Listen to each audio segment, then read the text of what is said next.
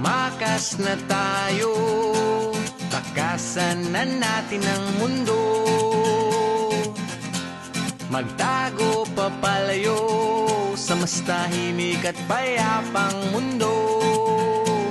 Umubulong ang hanging amihan at huni ng ibon.